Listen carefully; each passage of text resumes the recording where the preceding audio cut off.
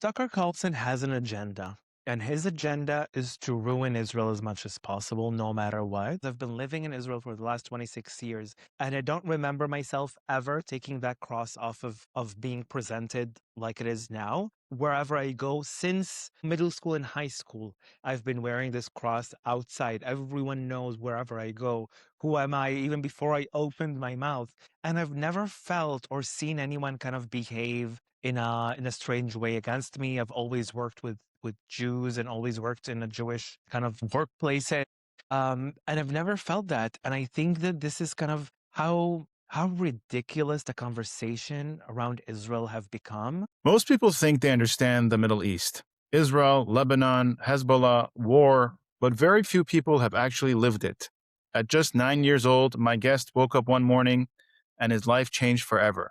His father disappeared, his village was taken over, and his mother told him to pack something important because they might never come back.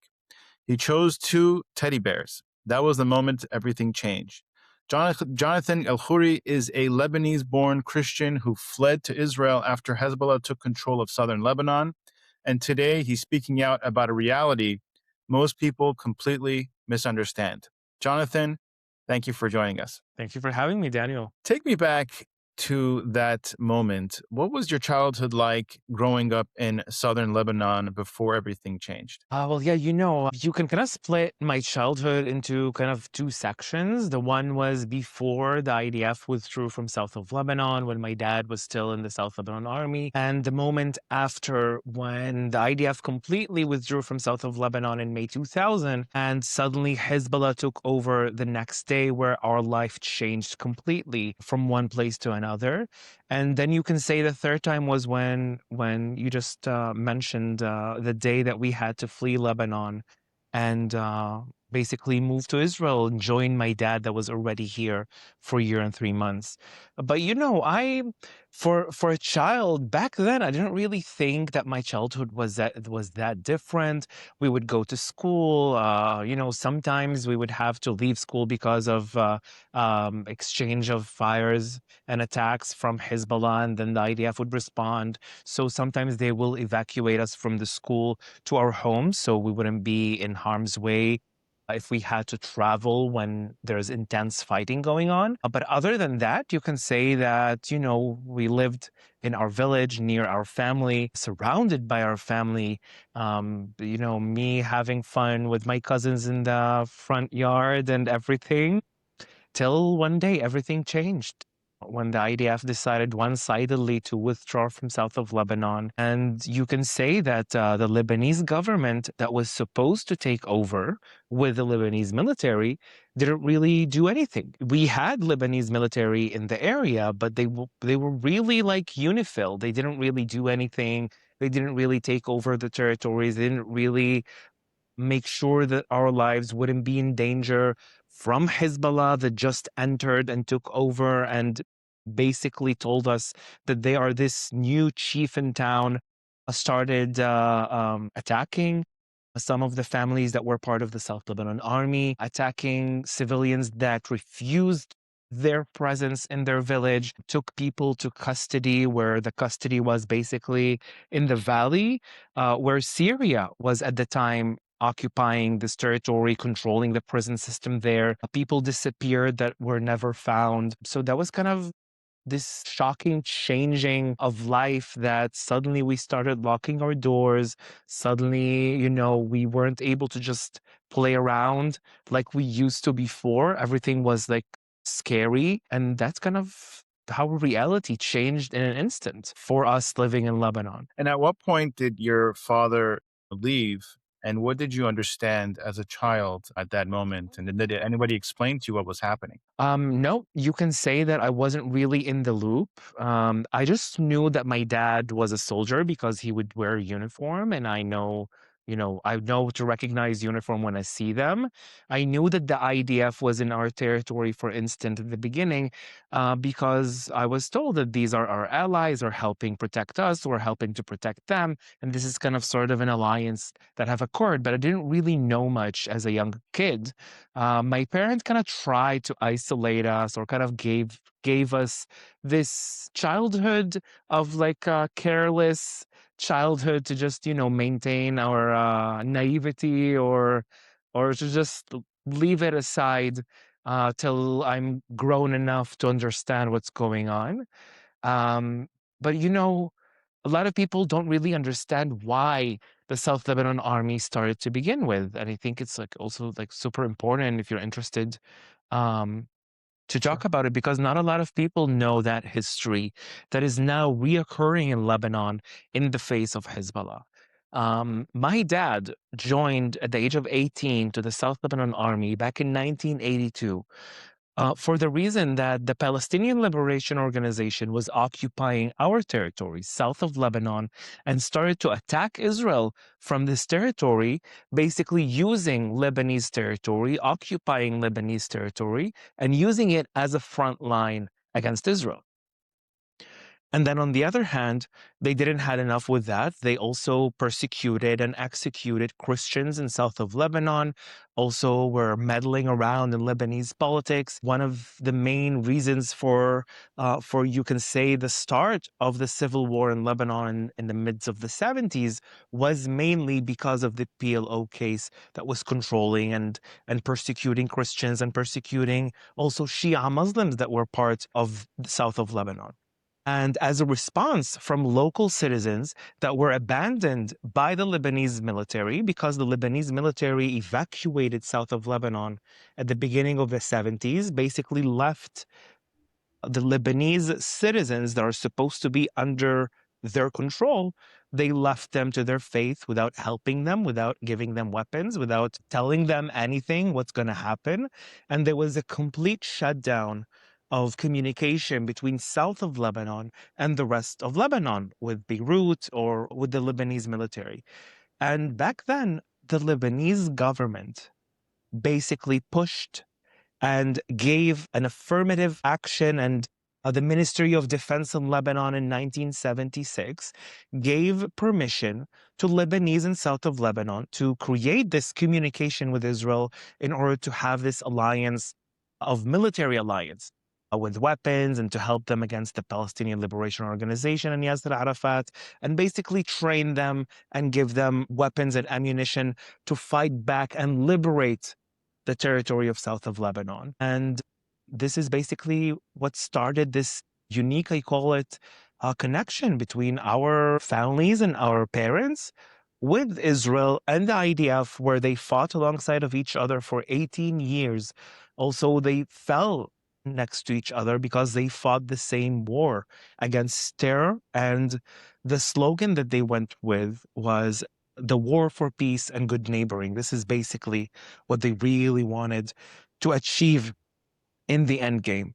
And we almost had that on the 17th of May, 1983 agreement that was supposed to be the peace agreement between Lebanon and Israel. Yet the Lebanese president at the time, Amin Gemayel, refused to sign it because Syria was basically targeting him and telling him, if you want the same faith as your brother, Bashir Gemayel, that was assassinated a year before, you continue along with this peace treaty between Lebanon and Israel. And then he didn't sign that peace agreement, and that's why it wasn't effective. That's basically kept the state of war in south of Lebanon till May 2000, when Israel decided one-sidedly to just withdraw from Israel because of an internal pressure on the IDF and on the Israeli authorities, on Ehud Barak back then. That was the prime minister, promised in his political campaign running to become prime minister that he will withdraw the troops out of south of Lebanon. And then basically you can say that once my dad left and fled with the IDF that day, I didn't really know where he was. I was completely shut down from all information. I just knew that my dad is not in the area anymore, that we can just talk to him, even, on a phone call that was almost impossible to reach him because he was in Israel and we stayed in Lebanon. And I just knew that he's in Israel only when we met him, when we basically fled Lebanon to Cyprus. And then from Cyprus, we took a flight to Israel with our Lebanese passports and reunited with him here. And then I realized where I am in this new country, a new culture, new language that I've heard my dad speak before in Lebanon, but I thought it's gibberish. So me and my cousins would just speak to each other in this gibberish language like my dad used to do. But other than that, I didn't know anything. Wow. How old were you at that point when your father left? I was I was 4 days before my birthday. 5 days before my birthday. My birthday is the 28th of May. So I was 7 celebrating 8. And then when we came to Israel, I was already 9 years old because a year and 3 months have passed, but it was so short, close to my birthday. So I've celebrated 2 birthdays without my dad in Lebanon. And I remember we brought a camera with us with like the celebrations that we had throughout that time in Lebanon with, my birthday, my brother's birthday, or the holidays that we celebrated in Lebanon without my dad being there. And that camera was shattered when we came to Israel. There was like one of these old cameras that had like the film in it. And accidentally, we forgot one of the bags that we had. We forgot them behind the car. We didn't put that in the trunk. So my dad, when he reversed, he kind of broke it, and then the film wasn't affected. So we weren't able to kind of rescue these images of like the last year of our life in Lebanon. That must have been so traumatic, though, going from like a normal life to your father leaves, then Hezbollah enters the village, and you're old enough to understand. Do you remember what it felt like when Hezbollah entered the village and how things changed at that point? Yeah, well, I remember the chaotic kind of atmosphere that was when Hezbollah entered, because they entered less than 24 hours after the IDF has left the area. In some territories, they entered immediately, but to our village, they reached only the day after. And they forced all of the houses in the village to go to the main street that we have there to welcome, quote unquote, the resistance that helped liberate us from the IDF and now welcome the true heroes of Lebanon.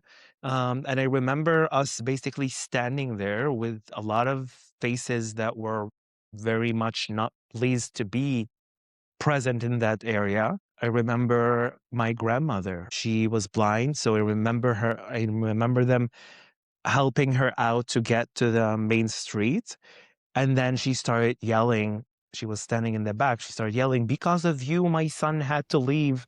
And I remember my uncle rushing over to kind of close her mouth so we wouldn't get in trouble. But that was kind of the atmosphere. It was very weird. It was very chaotic. It was very unpleasant.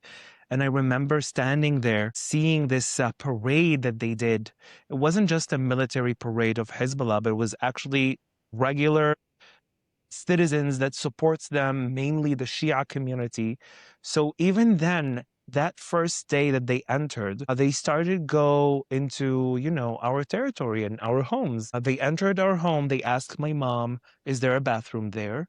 And then my mom told them, "Yeah, it's downstairs." And instead of going downstairs, they went upstairs to the bedrooms. They started going around and checking my mom's jewelry. They had kids. They checked my teddy bear collection that I had that you mentioned at the beginning. And I remember, at the time, exactly when they were still in our home and going through the stuff, there was a bunker very close to our house that started to explode because there were ammunition in it. And someone yelled, "It's exploding. You should all run." And then they just threw everything on the ground and started running out of the house. But that was immediately the second when they came in and took over our territory, they immediately started doing whatever they want. They came later, a few months after, they took our cars. They kept on terrorizing citizens. They kept on questioning everyone if you were aligned with Israel, if you weren't aligned with Israel. They had paperwork with names of people who served in the South Lebanon Army throughout the years. Some people, there's something that was super important to remember. Few days before that withdrawal, Hassan Nasrallah, the head of Hezbollah back then, may his memory not be a blessed one, as they say, he had a very famous speech few days before the withdrawal. And he basically threatened the South Lebanon army community. And he said that they have three options. One option is to flee with the enemy to their state. The second option was to surrender to Lebanese authorities. And as I mentioned, whoever surrendered themselves to the Lebanese authorities was later on moved into Hezbollah facilities and under Syrian supervision, not Lebanese supervision. And the third one is to be butchered in their own beds. This is what Hassan Nasrallah said. We're coming with our rifles. We're not coming for peace or to talk. And that basically created this huge chaos in south of Lebanon the day of the withdrawal, where about 8,000 people stood by the border with Israel and asked to get shelter in Israel because the Lebanese government was vacant. They weren't there to help and assist their own citizens, like they abandoned us in the 70s. Um, so so that being in mind, kind of they knew what were their kind of force in south of Lebanon. They would come to the houses of people who served in the South Lebanon army and didn't surrender themselves. They will beat the women, beat the children. They will take the men to custody, and some of them didn't survive in prison. They were tortured. Some of them we found on the streets where they were just throwing them on the streets. So that was completely, this we were liberated before Hezbollah took over south of Lebanon. When the IDF was there, we had the most secure life. We had more than our basic needs were answered to. We had everything that we needed, and even more than that, we had the top of the doctors and clinics serving us. Even people came from Beirut and other territory to get medical treatment in our territory because south of Lebanon was secure, even though through the civil war, you can say, although the civil war continued, in our opinion, till 2000, but it was a secure territory. And then suddenly all of that security fell the day that the IDF left and Hezbollah just took over. And you could immediately sense it and see how people are speaking. They're not even able to mention Hezbollah's name because they're afraid that if someone will hear them, someone will go and tell on you that you're against Hezbollah and then you will be in trouble. This is basically how they terrorized every Lebanese citizen throughout the last 26 years in Lebanon. Now, was there any fear, in your family that they would find out about your father? Well, they knew about my dad. That's why they targeted our home and took our Oh, cars because they were written in his name. And that's why, they came and they said these cars belong to a trader. So they took it and did whatever they want with it. They continuing on, to harass our family. This is something that they continued on doing until we fled Lebanon, until, we came to Israel. Then they came to look for us, but we weren't there anymore. so when you see nowadays what they did to the Druze community, does that kind of bring back, do you have an even more empathy for them, being that your family also went through that? Yeah, well, in Syria, that was basically the Jolani's regime kind of force that did that. They basically targeting minorities. They also targeting Christians now in Syria. And this is something that has been going on at least for the last 10 years. This is not something new. And, since ISIS started in the Middle East at the beginning of the 2010s, and that's something that really faced minorities all across of the Middle East, where the Middle East is getting emptied from religious minorities, from the Yazidis to the Christians to other religious minorities. And when I look at history, when I look at who came to help and who came to assist, and of course I feel for them because we went through the same thing by the PLO, by the Palestinian Liberation Organization, and Yasser Arafat in Lebanon, and then we went through it by Hezbollah that was more contained, you can say, and quote unquote, because they had a bigger agenda. So they had a long run and they didn't want to immediately let the local community be against them. But they did the same thing. They would come into our villages, they will change the village's atmosphere. Suddenly, places that used to sell alcohol stopped selling alcohol because they have more Shia that supports Hezbollah that came into that territory and took over it. You can see that sense of fear in the Lebanese population that suddenly in the last couple of years basically was shattered, that suddenly the Lebanese population stopped being so afraid. A lot of people, I don't know if you notice or if you've seen so many videos that have been appearing from Lebanese population, from the Shia community, the Sunni community, the Christian community, also the Druze community of Lebanon, where they have started to speak against Hezbollah. And people tell me, oh my God, this is amazing how public opinion has changed in Lebanon. I'm like, it didn't really change. It was there all along, but they basically weren't able to say those words out loud. They weren't able to shout against Hezbollah. They weren't able to oppose Hezbollah in public because whoever did that, and history is a witness for that, they eliminated and executed prime ministers of Lebanon, also political activists, also journalists. So that was something that was like a machine of terror that took over Lebanese territories and used them against the Lebanese public, but also used them as a front against Israel. And we're also seeing that in Syria right now. Israel was the only force that came to help the Syrian Druze. And this is something that I'm not saying in a light head or to just prove my point. No, because that was the same thing that happened with us. None of the Western countries or the US or Europe came to assist the Christians of south of Lebanon. They came later when the war was really strong, the civil war in Lebanon, but it was more in Beirut territory and other places. But they didn't came to our rescue in the south. No one helped us. And the only force that actually helped the Christians of Lebanon and the Druze of Lebanon and the Shia of Lebanon were the Israelis, like they're doing now for the Druze in Syria, the same thing. Exactly. It's multiple times that they've done it. It's not even that they've done it one time. I've spoken to Brigitte Gabrielle. I'm sure you're familiar with her story. Yes, of course.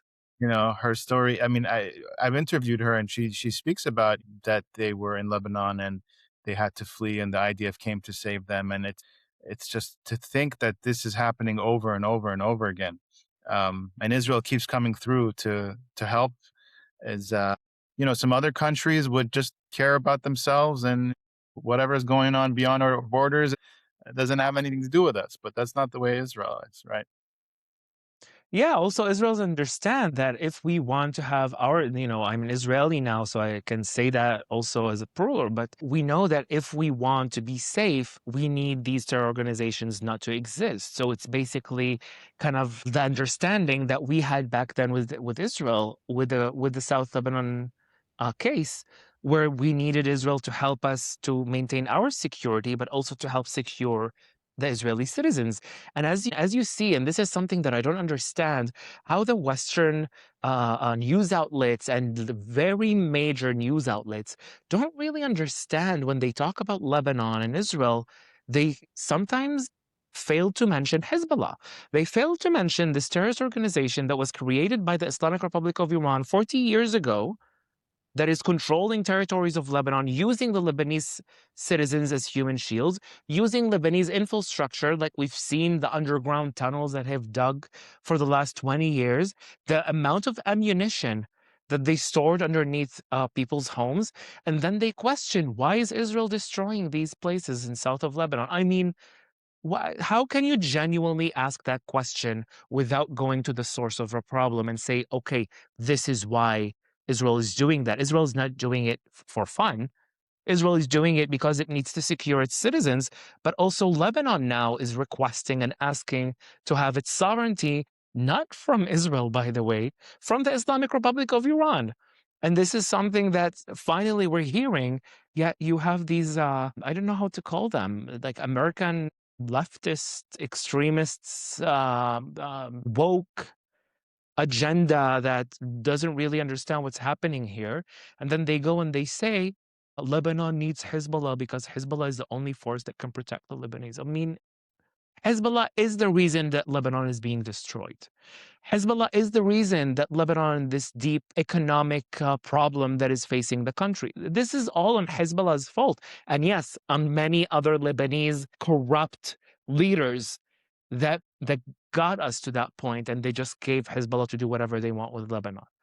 But Lebanon, in order for Lebanon to become or to be again the Switzerland of the Middle East and Beirut to become the Paris of the Middle East, we need to get rid of Hezbollah and make peace. This is the only solution and the only possible way that I see fit to this deal. Now, walk me through the morning your mother woke you up to leave. Did you understand that you might never come back? Well, I understood that we might come back in a very short while. So she told me, and you mentioned that at the beginning, she woke me up and told me to pick something really important to me.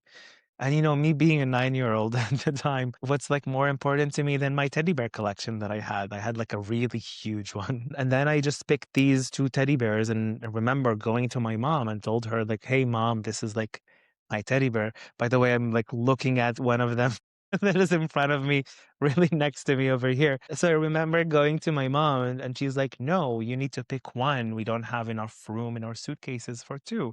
And like I ask you to pick one thing. And I'm like, no, but I can't separate them. They're twins. They're the same thing. And she's like, okay, but you have to like promise me to carry them under your arms because we don't have any room for them in our suitcases. So I told her, yeah, that's a deal. And we started, we packed our stuff, we went to the car, there was like a taxi taking us. And then we went from there to Beirut. And I was told by my mom that we're going to stay at some relatives in Beirut. And I was like, yay, fun. Like, I've always wanted to stay at my relatives in Beirut, never had the chance to do that. So we started to drive, and then I noticed that we're going to the wrong direction. And I immediately kind of like started to freak out in the car. I'm like, wait, where are we going? What's happening? Like, I need to know, where are we going? And then my mom was like, no, that's fine. We're just making a short stop on the way. And then um, I remember making that stop, and that was the airport. That was like the Beirut airport. And then my mom was like, no, we are going to visit your uncle that lives in the US. And so we're just going to go and be at his place for a while. I'm like, yeah, fine. I know that I have an uncle in the US. I've met him once when he visited Lebanon. So let's go. We took a flight and then we landed after 30 minutes. Now, I didn't really know like how long the flight to the US is. I didn't really know much. So I remember landing in Cyprus. This is where we landed. And I remember my mom and my brother that was 4 years older than me. I remember them kind of talking immediately when we left the plane and entered, Cyprus airport.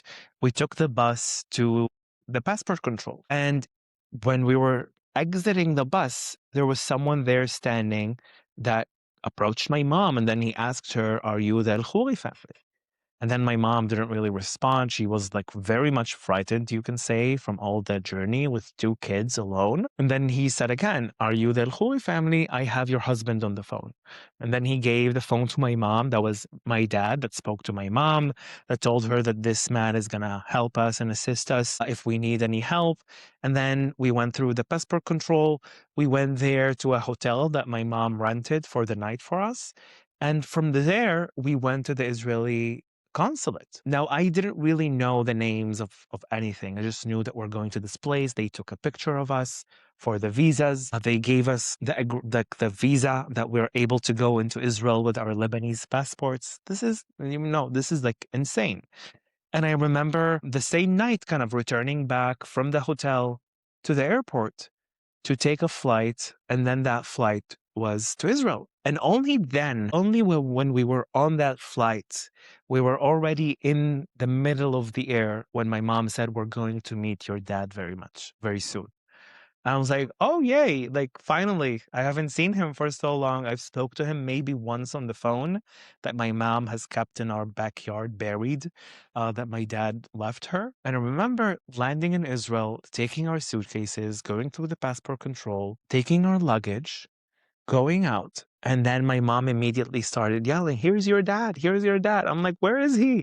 Started looking around, and he was literally standing in front of me.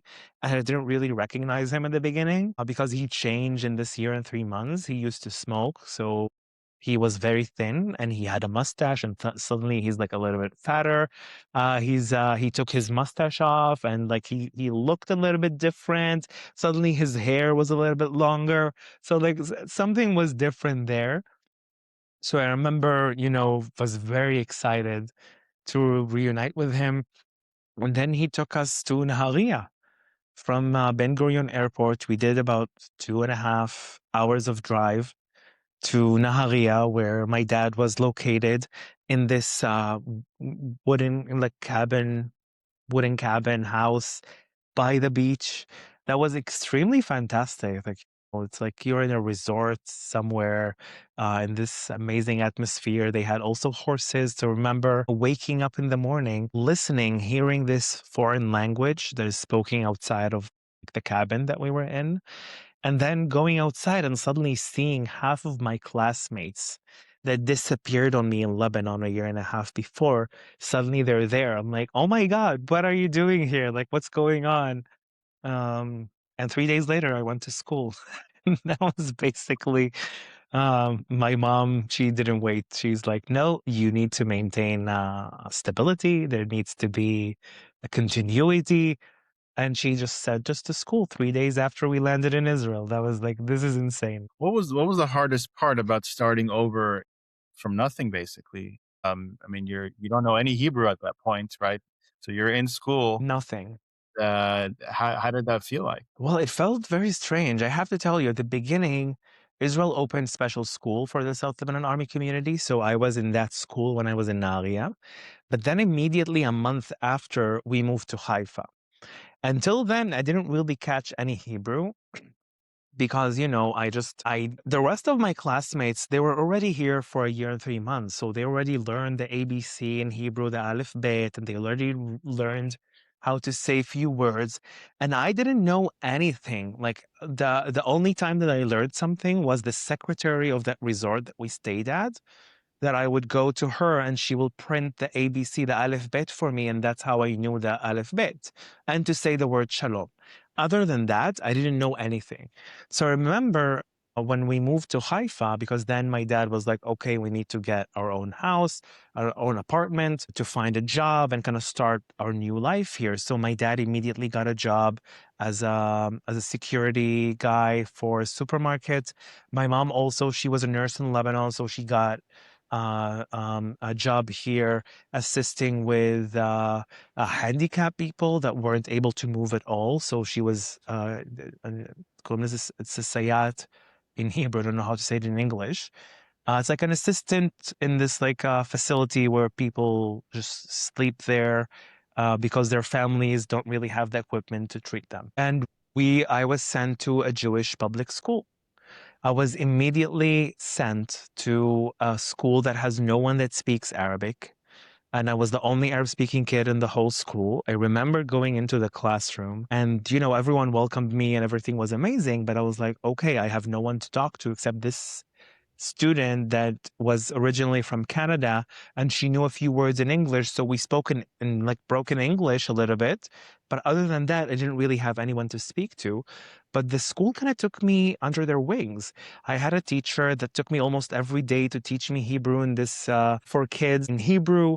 I was very welcomed by the classmates. I didn't really feel any like strange or anything like that. Quite the contrary, I kind of felt special because everyone wanted to know what's the deal with this Lebanese guy that just came into this school with us and suddenly like from nowhere he's here, and like how did he got here. So I really felt kind of, I had a soft landing in this new school. And at the beginning, by the way, there was a thought that they will put us in the Arabic schools in Israel because there are Arab schools here in Israel. And the Arabic schools refused to accept us. They treated us as traitors because we betrayed the Arab world by working with Israel, collaborating with Israel. This is to their statements, and they refused to accept us to their Arabic schools. And that's the only schools that we had was the Jewish public schools. But I think that was like a great place to go to. I remember a few years ago, one of my previous classmates from that school reached out to me and told me, "Did you know that like they did 3 days of preparations before you arrived to the school?" I'm like, "Really? Am I the queen? Like they're doing like preparations before my arrival?" And then like I realized that I never took it as granted. the welcome that I received or the way that I was treated by my classmates and by my teachers. Everyone was so helpful and everything I needed was very much answered for. And then when we went to middle school and high school, the school gave us a platform to read a prayer for the South Lebanon Army fallen soldiers. That was huge because they saw us. They gave us a platform in the National Memorial Day for the IDF fallen soldiers. I would read a prayer for the South Lebanon Army fallen soldiers right after. And that was kind of something that the school did to give us this platform to share who we are and our story and the South Lebanon Army story. And even, sometimes in Christians' holidays, they will ask us to go and kind of explain to the class what is this holiday.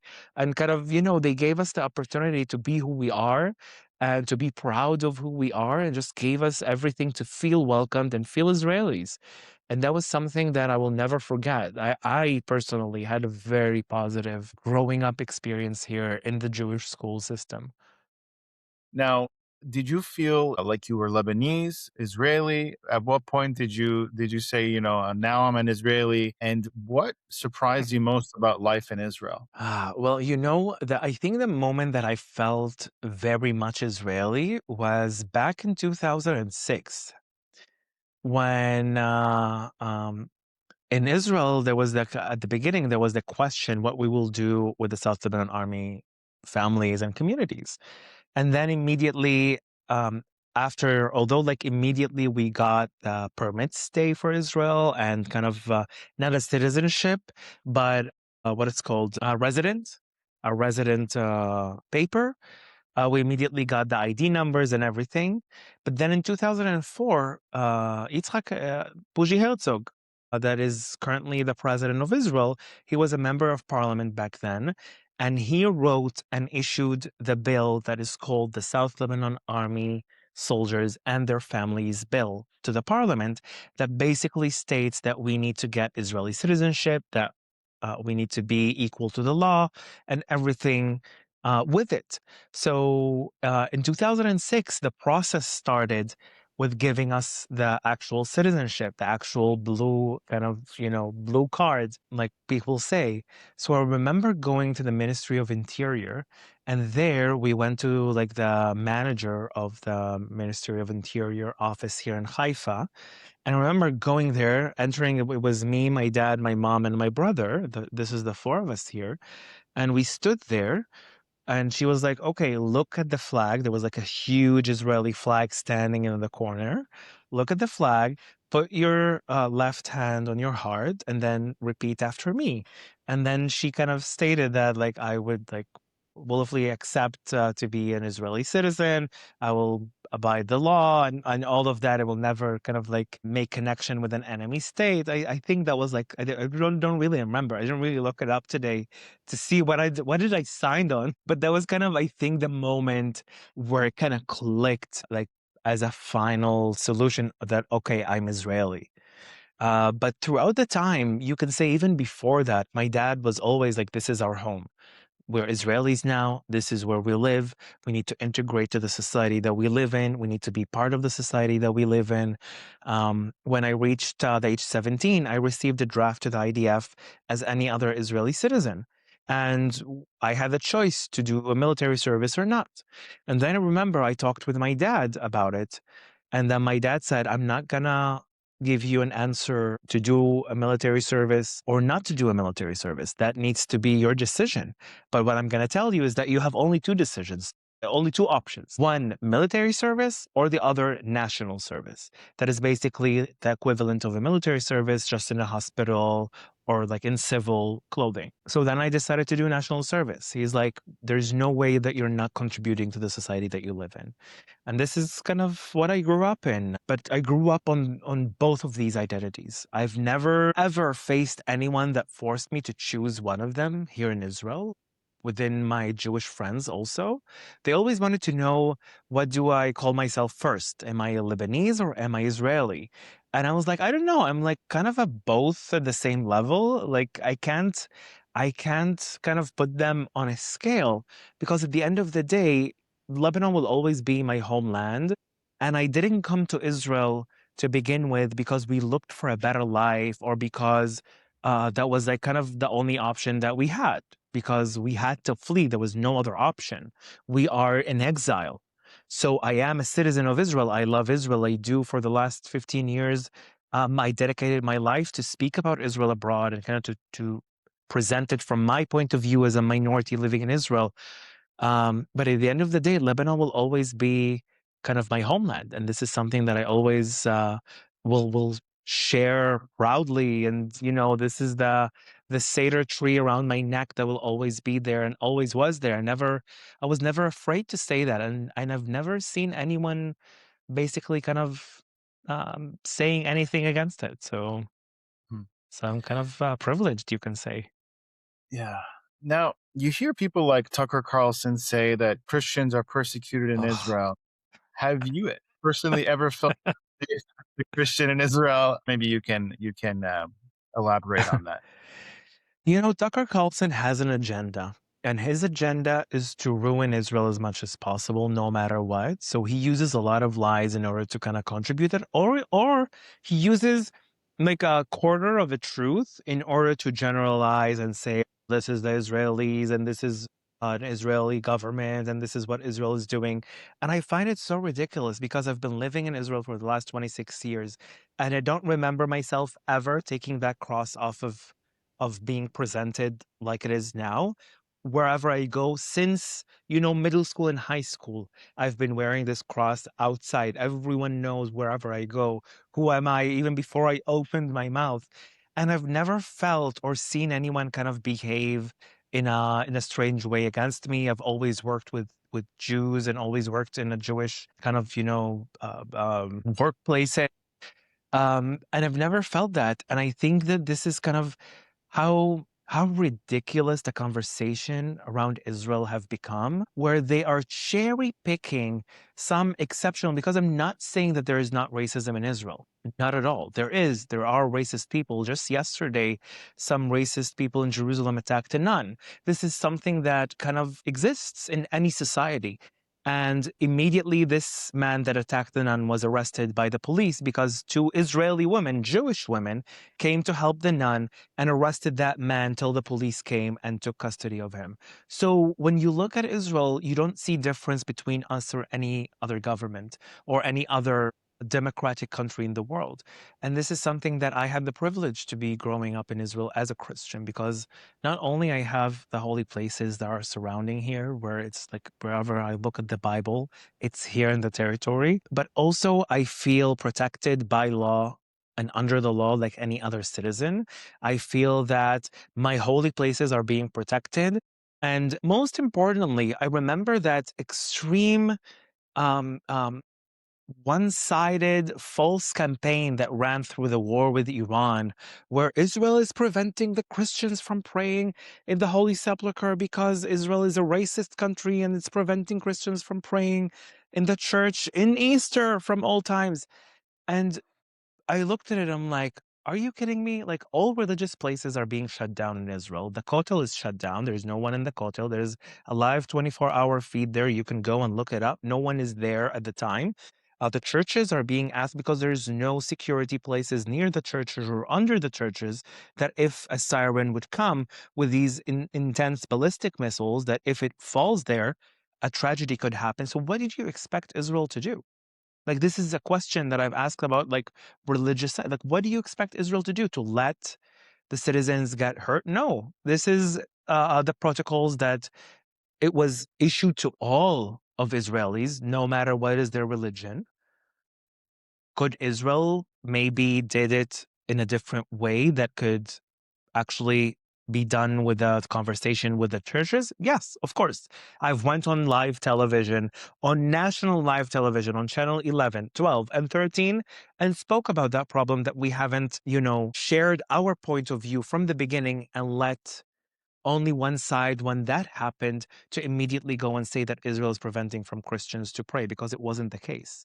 Israel did let the church to have a sort of very tense schedule of priests from different sects, because that church serves all of the sects of Christianity here in Israel. And they gave them by hours. Everyone had a list with the hours, with the proper hours that they have to go to that prayer. And other than that, it's the minimum amount of people that are able to fit there if something, God forbids, happens. So they continued to pray in the church, but not in masses like people celebrated, for instance, on the on the Saturday of Light that was immediately after the war ended. And you would see immediately the people going to the church because now it's possible to go because the war is in a ceasefire. Yeah.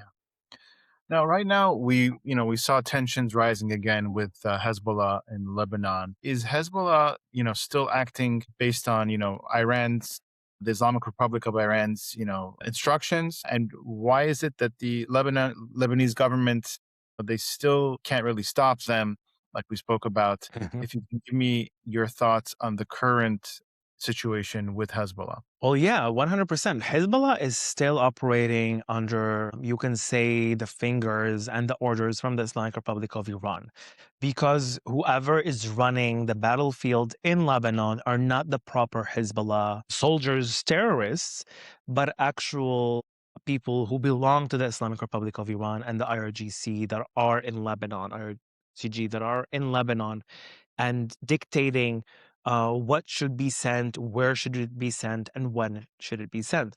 They were the ones who pushed the button on those six rockets on the 2nd of March 2026, joining the Islamic Republic of Iran and basically declaring war against Israel, breaking the ceasefire that was announced on the 27th of November 2025.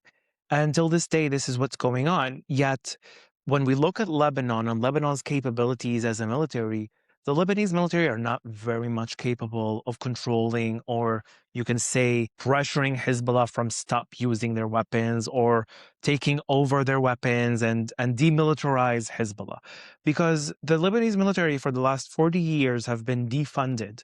They're not trained, they're not very much equipped, they're not very much, you can say, did any operation to begin with in the last 40 plus years, give and take. So the Lebanese military is not very much capable of controlling and concealing Hezbollah's weapons.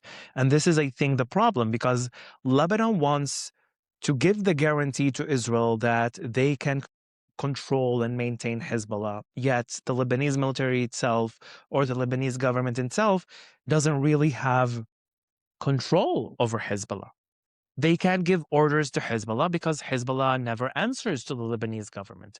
They never answer to the Lebanese government when the Lebanese government begged them not to drag Lebanon to wars that has nothing to do with any Lebanese cause, twice now.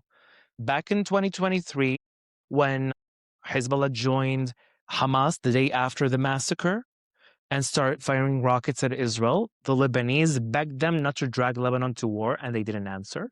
And now the same thing on the 2nd of March, 2026, when the Lebanese begged them not to drag them to war and told them that they have to demilitarize themselves, and they haven't done that. And, I feel that Israel has every right not to trust the Lebanese military when they say that they can control south of Lebanon and take over and make sure that Hezbollah doesn't fire rockets at Israel, because they've proved that they weren't able to do that before. And also, I will say that Israel maybe is not thinking about it, and I think Israel shouldn't think about it. But I will say, from a Lebanese point of view, when you look at the actions of the Lebanese government, they try everything in their power to prevent internal clashes to happen in Lebanon. They really don't want to see clashes between the Lebanese military and Hezbollah because it will bring bloodshed to Lebanon. And they don't want the civil war that happened in the 70s to kind of reoccur, although in my opinion, it's not even the same thing that happened back in the 70s, because now for the first time in history of Lebanon, you have a majority of almost all sects in Lebanon agreeing on one thing. The Christians, more than 92% agrees on the disarmament of Hezbollah. You have more than 89% of the Sunnis agreeing on disarmament of Hezbollah. You have the same amount of number from the Druze community. You have 27% of the Shia community. Back in December of 2025, that was a survey that was done by Gallup that agreed on the disarmament of Hezbollah. This is more than 80% of the Lebanese population. This is huge. So you have a majority of Lebanese from all sects agreeing on the same thing. That's why I don't believe a civil war could happen like it happened back then. But it doesn't mean that a bloodshed wouldn't happen when Hezbollah sees itself kind of shoved to the wall and this is their only outcome, because we've already seen that Hezbollah doesn't really meddle and doesn't really care for Lebanese life. And like they did in 2008 when they occupied Beirut, they entered on the 7th of May of 2000 and they killed 100 Sunni Muslims in Sunni neighborhoods just to terrorize Lebanese civilians to obey what they want. So we know that Hezbollah is already capable and will never question harming innocent Lebanese civilians, like they're doing today, by the way, by hiding in their homes and hiding in their villages and hiding among the people who fled from south of Lebanon to the north of Lebanon and are hiding among those people who fled like cowards. They don't care for Lebanese life. They don't care for anyone's life. And this is something that I think a lot of people don't really understand or realize about Hezbollah. And that's why I think this time Israel should continue everything in its power to make sure that Hezbollah will not be able to exist a day after the war ends. And in my opinion, Israel needs to continue the direct negotiations with Israel, with Lebanon, and a mutual operation with the Lebanese government, not creating a new military like they did back in 2000 in 1982 with the case of the South Lebanon Army. No, this time it needs to be an official Lebanese military, although it was official back then because the Lebanese government signed on it. But this time I think it needs to be in a different way. When did you realize that your story needed to be told to the world? And why is speaking so personal for you? What drives you to keep doing this work? Well, I kind of took the possibility when I was giving the opportunity to speak about my personal story here in Israel to my classmates and realized that, the life that I lived or that connection that my parents had with Israel and that South Lebanon army story with this alliance that wanted peace is not very much known anywhere, let alone in Israel and except our classmates. Not a lot of people know that except the people who served in Lebanon, but the new generations are not aware of it. So it started for me very much personally and also with the Arabic community in Israel that didn't understand anything about us. And they immediately labeled us as traitors in that till we shared our story. And then they can go, oh, okay, maybe now I understand you more. Maybe I can accept it, but I understand you more from your point of view and what led you to collaborate and work with Israel. And then I remember myself after national service, I started volunteering for the Christian Israeli Recruitment Forum. That was a forum that was created by a priest from Nazareth that called the Christian community in Israel to join the IDF and national service as an integral part of the Israeli society. That it's about time that we do that step and stop being outsiders that complain all day and never do anything about it. No, you want to change something, change it as part of the society. That's by the way, words of my dad that always told me about it. So I started volunteering for that organization and suddenly started receiving so many messages from international outlets and news coverage. I'm like, who is these Christians that wants to join the IDF? And one of the major questions was, why do you want to join the IDF if you're being occupied by the IDF, if you live in apartheid? And I was like, what are they talking about? I became the spokesman for the organization right at the time. And I'm like, what is happening here? What do people miss or are missing about our life as minorities living in Israel? And I started speaking to them. I started, flying abroad to speak about our initiatives. It was in Sweden. Then I flew to the US. I did a couple of campus tours to share my personal story and the Christians living in Israel and what is this kind of combination of citizens and minorities and what's going on. And it became so intense in a way that the BDS movement started using us, the minorities living in Israel, in order to attack Israel. And I'm like, not in my name. You can't speak in my name. I have a complete different perspective about what you're sharing living abroad about my life here in Israel. What's happening here? And then I remember I start going to the Knesset and speaking in committees and saying that it was back in like 2015 or something like that, um, that we need to put minorities in the front line of public diplomacy in Israel. And no one really listened to me till this organization that was called Diploact. They called me up and like, hey, Jonathan, we heard you speak and we want you to come and create the group that you want to create. And I created what's called the Minorities Project. It's funny to call it this way, but we didn't really have a creative mind. And it was Druze, Christians, Muslims, and Bedouins from Israel. We flew to the US to share our stories as Israeli citizens. Some of us served in the IDF, some of us did national service. Some of us didn't do either, but they feel part of the Israeli society. And that was kind of the major thing. And my input was that I have everyone that goes with me abroad. They need to be active also in their communities here in Israel. Because in Israel, we fought for our community, but abroad, we fight for our country. And this is something that I think was kind of the MO and what made me go into this field. Because till this day, this is what I do. In Israel, I fought for my community and all of my communities and my identities. And abroad, I fought for my country. And I always say that I've already lost one home. I lost Lebanon to a terrorist organization. And I can't let terrorist organizations abroad in the disguise of human rights organizations destroy my country, Israel, because they just hate Jews. I will never let them do that. Wow. Jonathan, your story, I think, is something that most people never heard, and it completely changes how people understand what's happening today. I think Israel should amplify your voice 1,000 times. I think minorities should speak more on the news and Definitely. publicly. And I'm using my platform to, interview more people like you with your story. And I appreciate you sharing it with me. And how can people find you, stay in touch with you, hear more from you?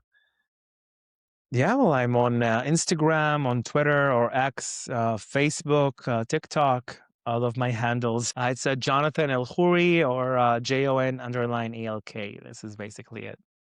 Amazing. Thank you again.